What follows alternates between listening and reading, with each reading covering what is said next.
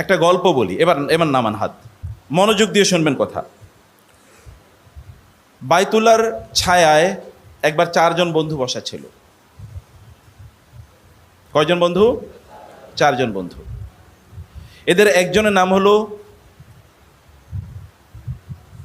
ওরওয়া ইবনে জুবায়ের, আরেকজনের নাম হলো মুসআব ইবনে জুবায়ের, আরেকজনের নাম হলো আব্দুল্লাহ ইবনে জুবায়ের। 3 ভাই। নাম শুনেছেন কখনো? কয় ভাই? 3 ভাইয়ের বাবা হলো জুবায়ের ইবনুল আওয়াম। আর এদের একজন বন্ধু, তার নাম হচ্ছে আব্দুল মালিক ইবনে মারওয়ান।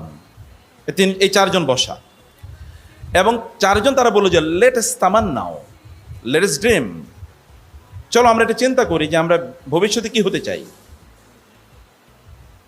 তো এর মধ্যে 4 জনের নাম বলেছি না? কয়জন নাম বলেছি বলেন তো? 4 জন। মুসআব ইবনে জুবায়ের, আব্দুল্লাহ ইবনে জুবায়ের, মুসআব ইবনে জুবায়ের, ওরওয়া ইবনে জুবায়ের। এখন সবচেয়ে ছোট ভাই হলো কি? মুসআব ইবনে জুবায়ের।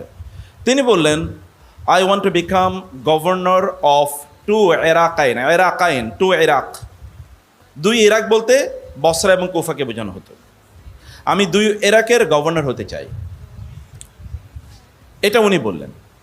বলার পর তার আরেক ভাই, তিনি বললেন, তার নাম হলো আব্দুল্লাহ ইবনে জুবায়ের। তিনি বললেন, I want to become the Khalifa of Hejaz, পুরো হেজাজ অঞ্চলের খলিফা আমি হতে চাই।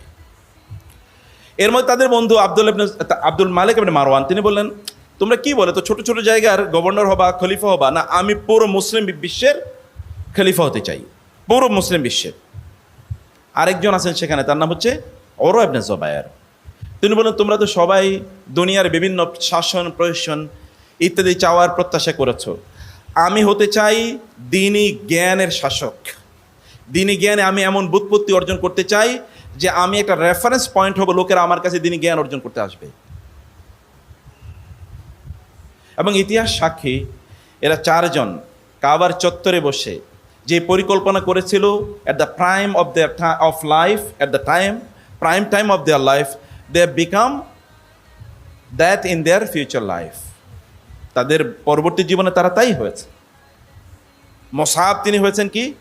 2 ইরাকের তিনি গভর্নর ছিলেন, এবং আব্দুল্লাহ ইবনে জুবায়ের তো এই অঞ্চলে তিনি কি খলিফা ছিলেন। তার সাথে যুদ্ধ হয়েছে, এটা আপনারা জানেন, আমি সেই আলোচনায় যাচ্ছি না। এবং 3 নম্বরে কি? আব্দুল মালিক ইবনে মারওয়ান, তিনি গোটা মুসলিম বিশ্বের কি তৎক্ষণাৎ খলিফা তিনি হয়েছেন।